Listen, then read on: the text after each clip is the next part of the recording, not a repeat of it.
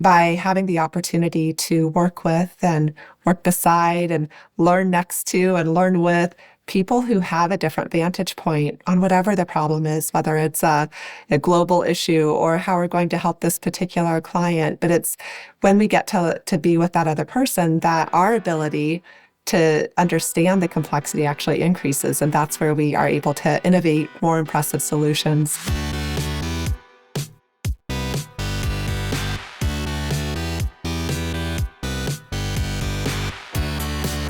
You're listening to The Successful Bookkeeper with your host, Michael Palmer. Listen each week as inspiring guests share their secrets of success to help you increase your confidence, work smarter, and build a business you love. This episode of The Successful Bookkeeper is brought to you by PureBookkeeping.com, the proven system to grow your bookkeeping business.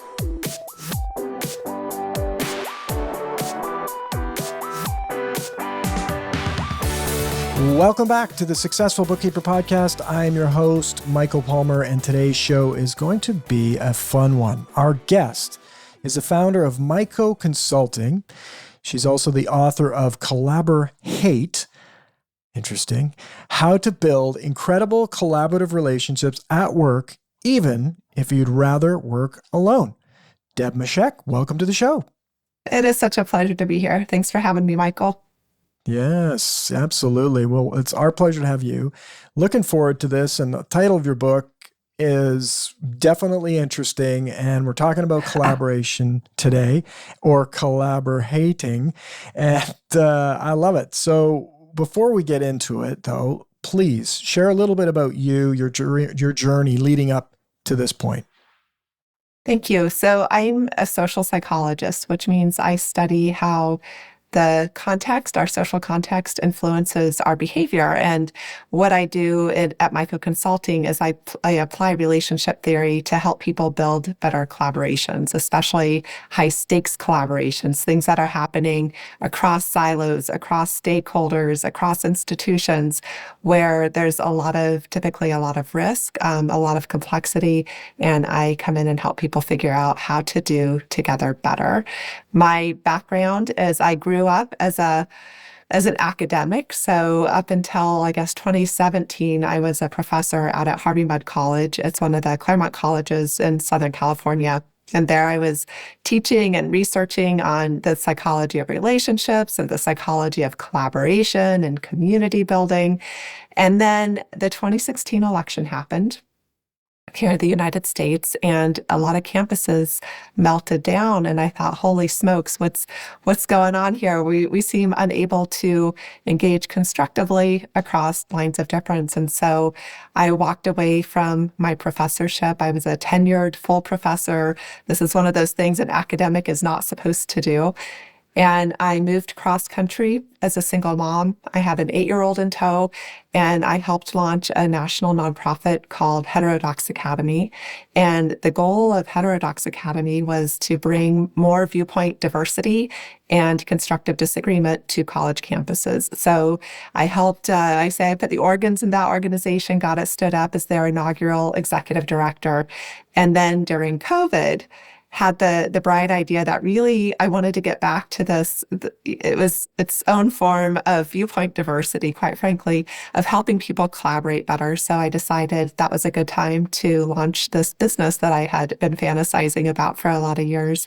And that's where Myco Consulting where its origin story. So all along, I've been studying and applying relationship theory. All along, I've been bringing people together to do amazing things together. And the context in which that has happened has over the course of my career, moved about a little bit. Yeah. Wow. What a journey. And sounds like just the way the world has been, it's been a lot of opportunity to do your work, because a lot of people with the differing viewpoints, and we all have to work together at some point. I mean, you think of, we see it in the news, we see it happening, but we often don't think about the impact of, wow, there's people on two sides that are working in the same office, organizations. How does that all go? It could, I would imagine, quite messy. Right. And it's, so many more, I would say, than just two sides, because there are so many ways we can be similar and so many ways we can be different. And one of the beautiful things in my mind is that, by virtue of our mere humanity, each of us are actually very limited in our ability to see the complexity of the world. And it's by having the opportunity to work with and work beside and learn next to and learn with people who have a different vantage point on whatever the problem is, whether it's a global issue or how we're going to help this particular client. But it's when we get to be with that other person that our ability to understand the complexity actually increases. And that's where we are able to innovate more impressive solutions, overcome the biggest challenges. So I love the viewpoint diversity thing as an asset to our companies, to our businesses, certainly to our ability to create a better world and to solve some of these big challenges that are out there. Mm-hmm. Yeah, viewpoint diversity is not something many people talk about, and they sort of focus on just the diversity conversation, but just knowing that everything's a viewpoint, and then relating this back to collaboration. You've been doing this a while. You're an expert in it. Why is it so important? I mean, we think we could probably take some guesses, but I'd love to know your take on this. Why is it so important for business owners to get collaboration and be able to have it flourish in their organizations? Right. So I think one of the things we can maybe talk about before I answer that is just what the heck is collaboration. So, I think culturally we throw that word around and it stands in for pretty much any way of working together. We're collaborating. And I was speaking with this one organization, and the team was saying, "Oh, we are collaborating on creating a new bulletin board for the entryway." And then the next conversation, they were talking about how they're collaborating across institutions to facilitate a merger and acquisition.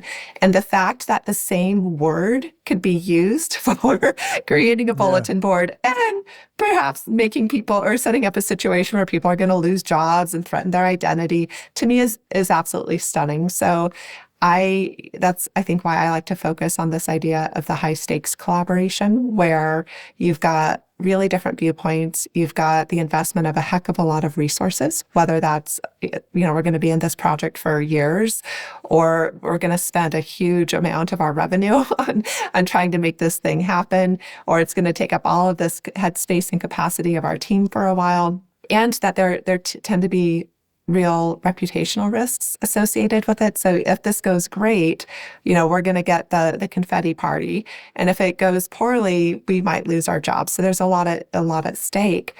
And in terms of why it's important for us as business owners, and I count myself among this, is because if we do this collaboration thing well, we're able to influence our productivity. So we're able to do more together. We're able to influence our profitability. In other words, there's not as much drag. There's not as much rework. We are able to innovate better, whether it's better offerings or better solutions or better products that go to market more quickly. Ultimately, all of those things are influencing our profitability. It also opens the doors to new possibilities. So if we play nicely with others, if we're that kid who's really fun to play with, people start knocking and opportunities start opening for us to do different sorts of things together. And for me, as someone who also works with a lot of mission-driven organizations, the idea that when we're collaborating well, we're also able to have a broader impact in the world, that we're able to get those donor dollars to go further or educate more students and so on. So to me, that's really the heart of it, is this idea of productivity, profitability, possibilities, and impact. Wow. A lot there. Right? So in other words, everything in the whole world matters because of collaboration.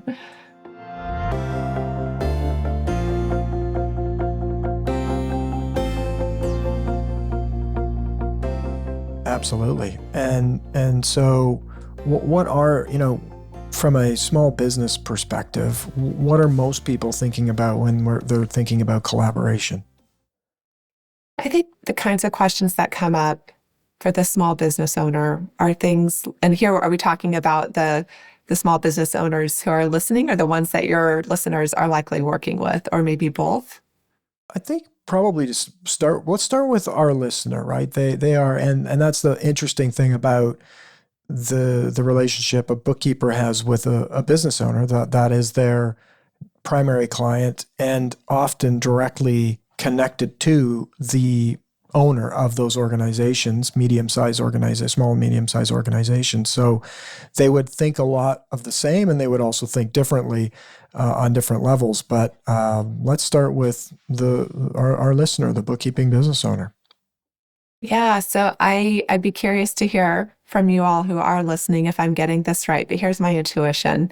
And of course, Michael, if I'm totally far afield, please redirect. But I can imagine the bookkeeper wondering about things like, how do I make my services obviously attractive to other people? And what does it mean to not position myself as a vendor per se, but more as a partner in helping these other businesses be successful? And, what can we do in terms of how we message that to attract positive collaborators? I imagine the bookkeeper is also thinking about, how do we set up systems and structures that enable the clients to be well behaved in terms of when they submit their receipts or their invoices or their documentation, so that there's a process. So I don't have to spend a lot of my time chasing people, though I can imagine also being in the position, I'm thinking about my own bookkeeper here, that sometimes she does have to chase me, and how to do that in a way that's likely to increase compliance and maintain relationship, as opposed to, for the love of God, Deb, you've got to submit your damn receipts, which is also, she could say that, but she's never said that. And I would, given how late I often am, I would totally understand if she got to that point, but never has she done that. So those are the kinds of things that bubble up for me. I'm wondering what other sorts of collaboration. Covered a lot of ground, and I'm thinking that our listeners going, you know what? Yeah, that there's a lot there. Maybe things that they're not even thinking about often, but you've really captured it. And then I suppose the other one that maybe is worth talking about is the collaboration challenges within the small team. So if you're not a solopreneur bookkeeper, but you're working on a small team where you've got just a handful of people trying to wear all the hats all at once, and how do you share the load and not be hyper controlling, but at the same time have clear expectations about how the work's going to get done, and clear workflows and those sorts of things. So I suppose the internal challenges are worth mentioning there as well. Absolutely. Absolutely. When you say all of that, it has me really clear, like, not only is it a challenge to do all of these things with the busy workload, it's also the personalities, right? And I think one of the ones that probably is most challenging, the one that comes up the most, would be that dealing with, maybe because they deal with such a wide range of personalities, and often type A personalities, business owners, is that collaboration with an owner and under pressure situations where maybe a mistake has been happened. Who made the mistake? Why? Because there's all sorts of deadlines. There's implications to the things that get filed, the information that's being collected. There's tax implications. There's payroll implications. Lots of stuff that's really quite serious.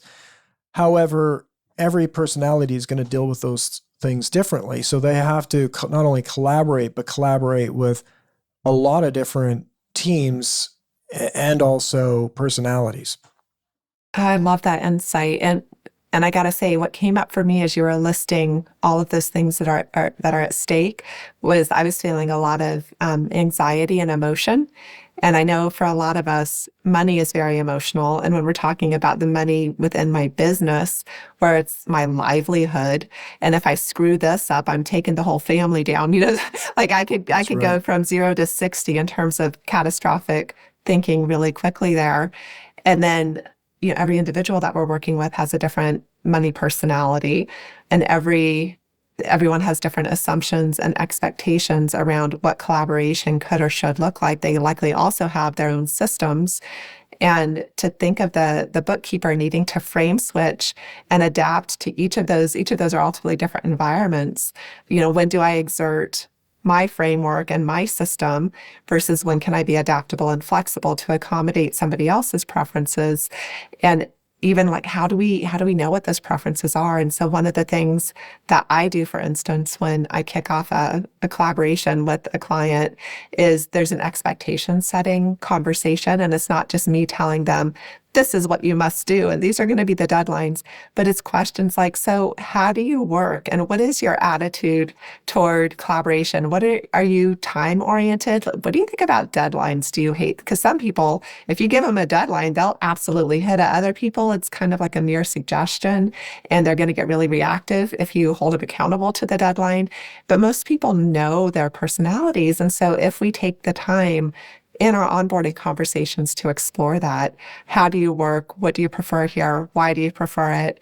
Here's something you need to know about me in order to work well with me. Here's something that I find really, it's a total pet peeve of mine. I realize it might happen, but if you have the ability to steer clear of this, that would be great. Those sorts of conversations can not make the collaboration perfect, but at least it gives us some initial guide rails for beginning that relationship, for moving it forward.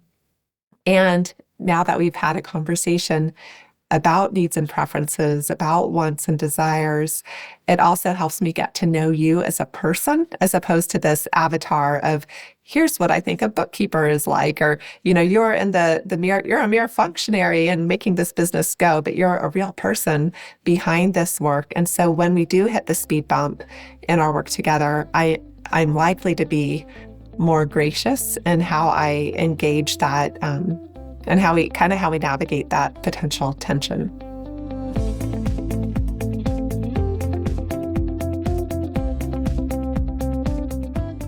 I love that. I mean, what a way to start off the relationship and to set the table of that relationship, and I'll call it the collaboration with them. I don't often call it that. I guess maybe I do call it, that we're going to collaborate together here as client and partner. And just what you've said, like if our listener was just go play that back and write those questions down, the view of the bookkeeper from the business owner standpoint, it's going to be completely different than if it's just, well, we're just going to work the way that we normally work.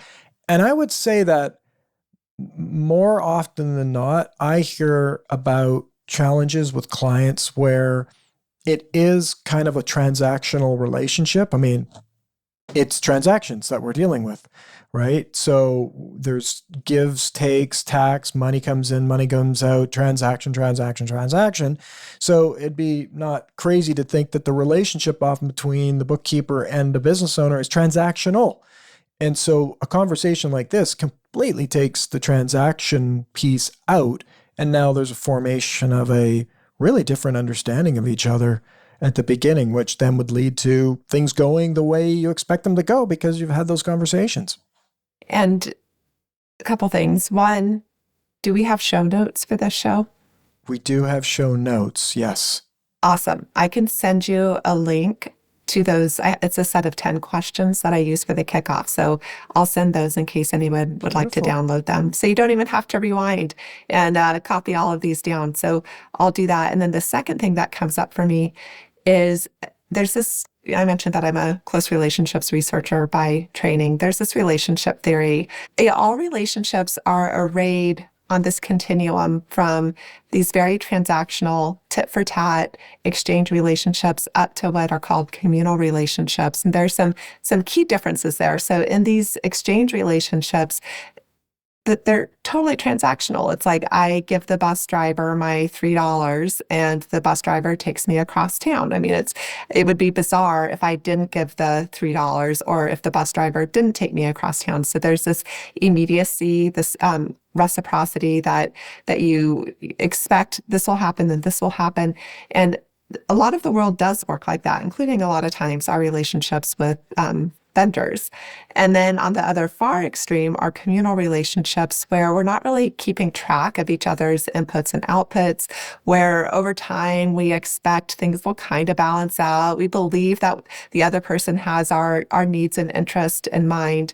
And the quintessential communal relationship is that of, say, a marital couple or a parent and child, that sort of thing.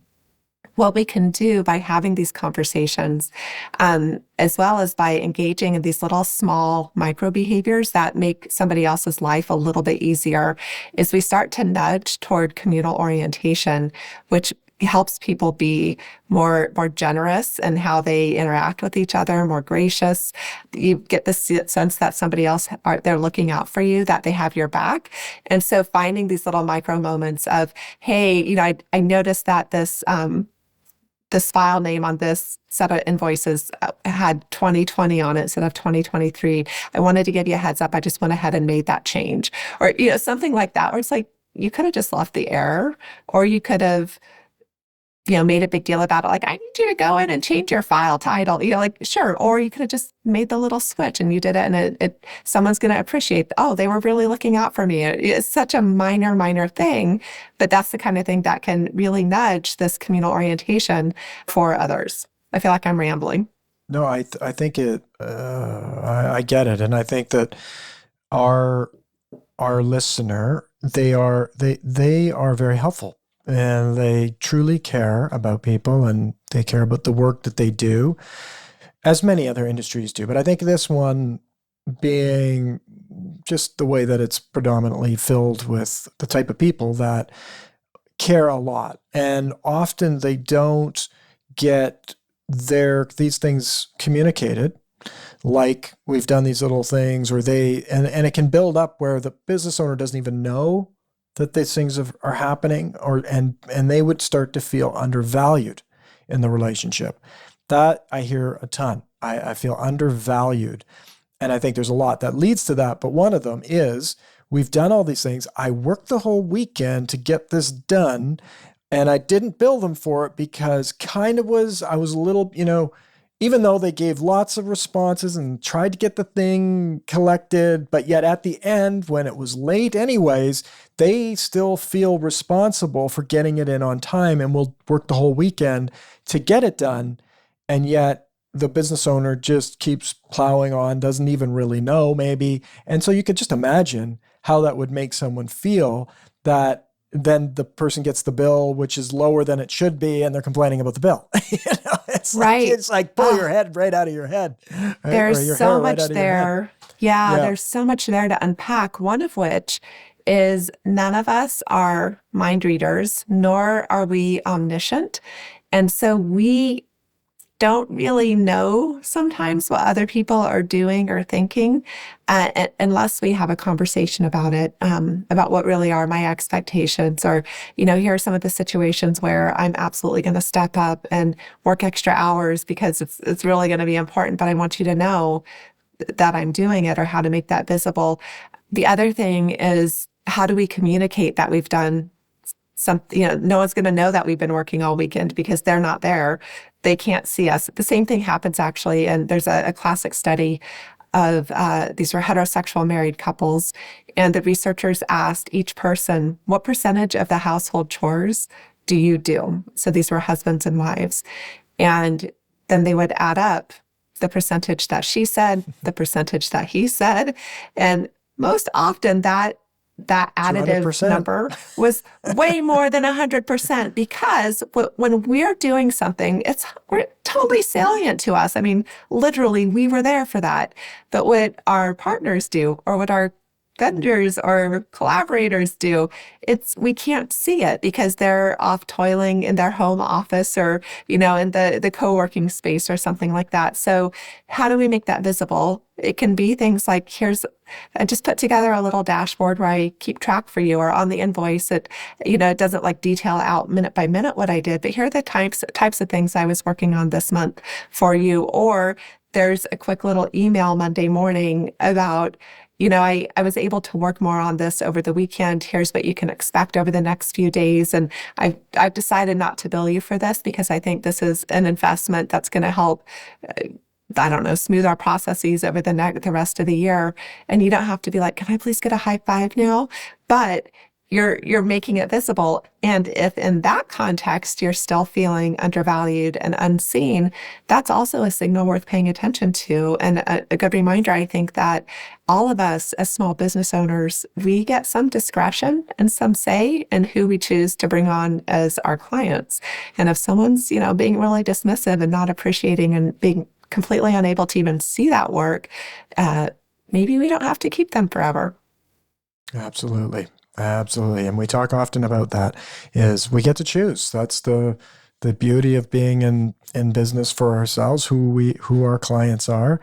And so there's that piece of it. But I think there's the refreshing side of it is that we can take responsibility for making those relationships stronger and doing it through communication. And again, you've given some great tips on how to do that. It's to market yourself, to sell yourself a little bit, to make sure people know that, hey, what you're doing is valuable. You're going above and beyond. You're a great partner to have, and therefore you're worth more to the relationship in the long run. And I'll say too, if you're on LinkedIn, for instance, or if you have a newsletter, any example like that makes a great 100-word mini case study, or, the 200-word newsletter. Obviously, you wouldn't name which client it was, but, there was this situation and this is what I did. And this was the transformation we saw. Like, you could tell that little story. That way, it's not even about you communicating one-on-one with that client, but it's about making visible to not just all your clients, but all of your prospective clients about how you engage relationships and how you truly do partner in this critical work. Absolutely. That's a very cool idea. It's the behind the scene look at what's going on in a bookkeeping firm from the perspective of the bookkeeping business owner, which then when you're putting that out in the public space, not only are potentially your current clients reading it, but future clients, an evaluation of you, they're looking, oh, right, I get the impact that this has when I don't do this, how that leads to the impact it has on a business that is my bookkeeper.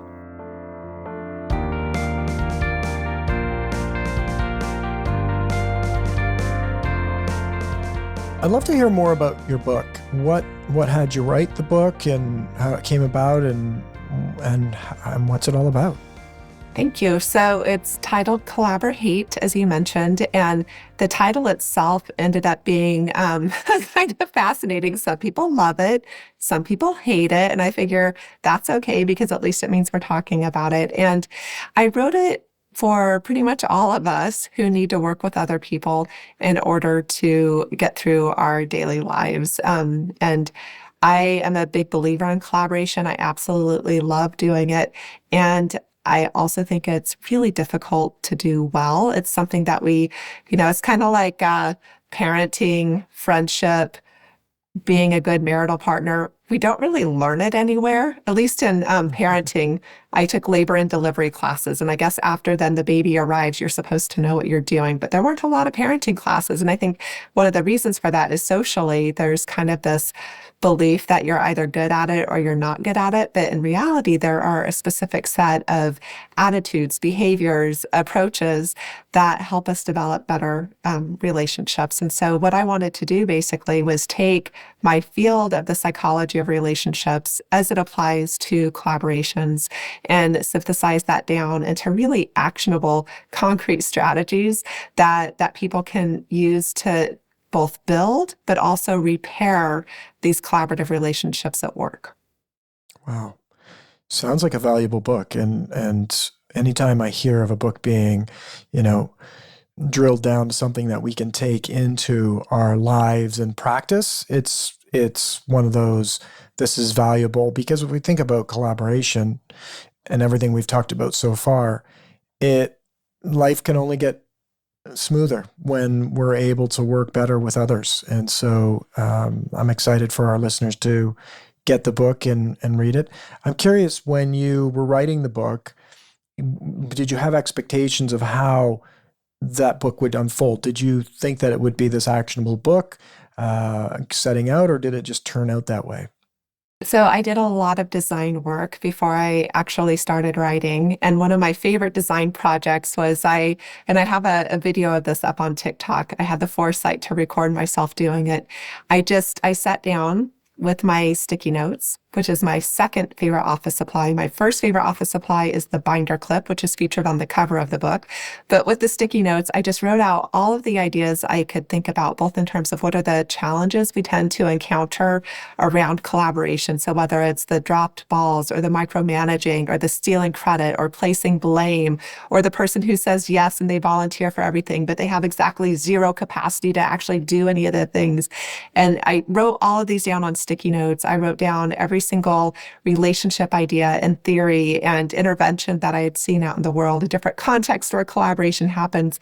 And then I did a great big card sort and started to pile these sticky notes together to think through, well, what themes am I saying? What are the obvious chunks that would make good deliverable content?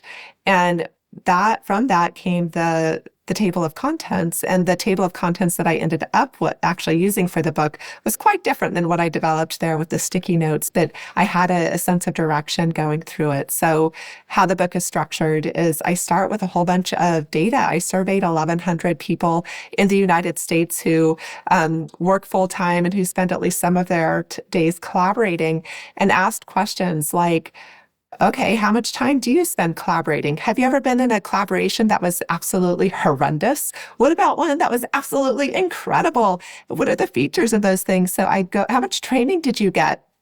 It's hysterical. There's something like 30% of people have received exactly no professional development in this critically important professional practice.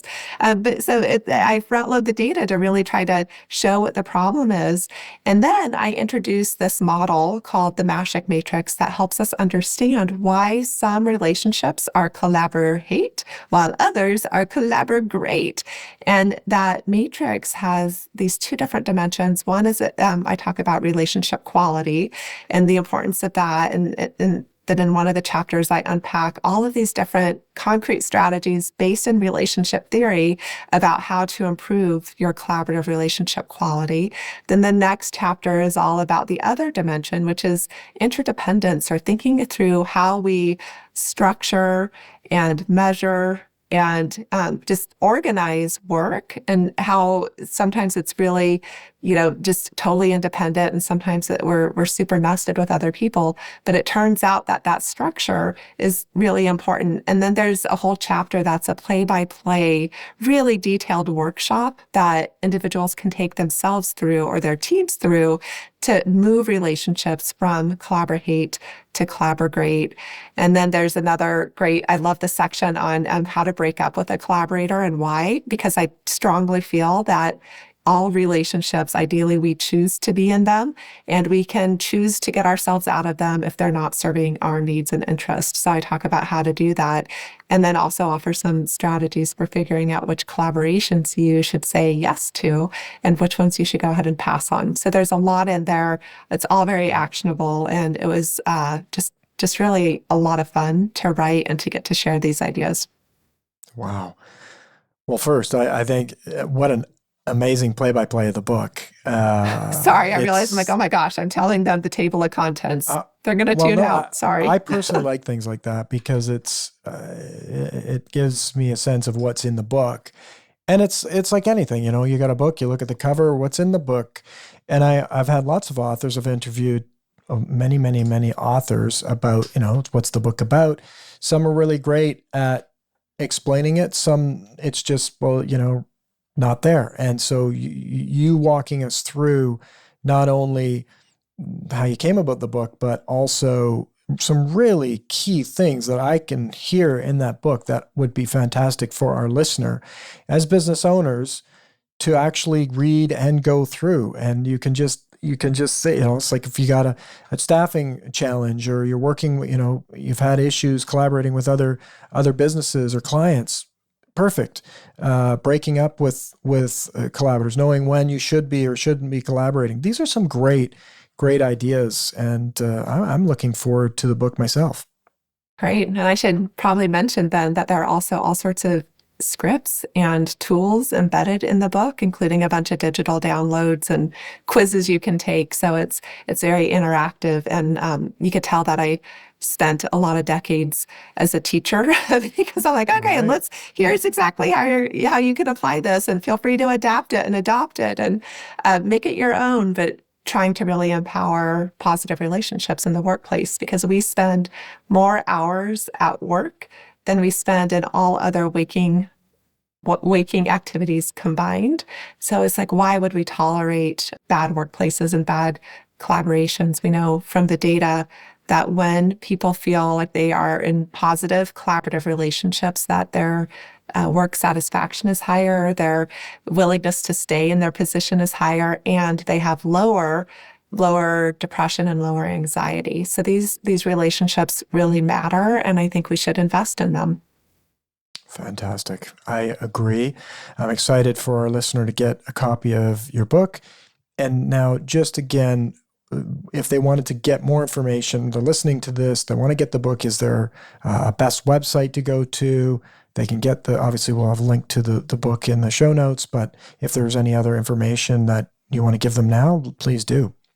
Great. The best website is collaborate.com. And I tell you, when I found out that URL was available, it totally sealed the deal on the book's title. So again, collaborate.com, and there you can link to the book.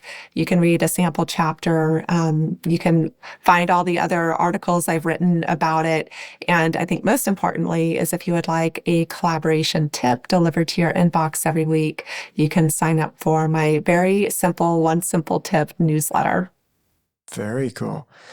Well, I'm excited. We've got a show note, scripts, some questions for onboarding clients. We've got a book that's chock-a-block full of scripts and tips and, real actionable, meaty content to take our relationships from, or our collaboration from collaborate to collaborate, which I just love that. It's fantastic. I just want to say, on behalf of our listeners, I want to thank you for your generosity in coming on the show, sharing some of your expertise with us, and providing already some really great gold for going into our relationships and improving upon those. My pleasure. And I look forward to being in conversation with folks after they've had a chance to digest all of this. I appreciate the opportunity. Beautiful.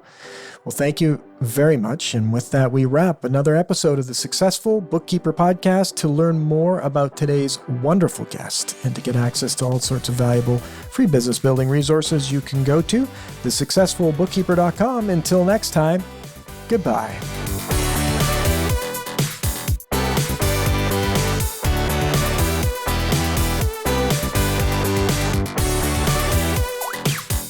You've been listening to The Successful Bookkeeper with Michael Palmer.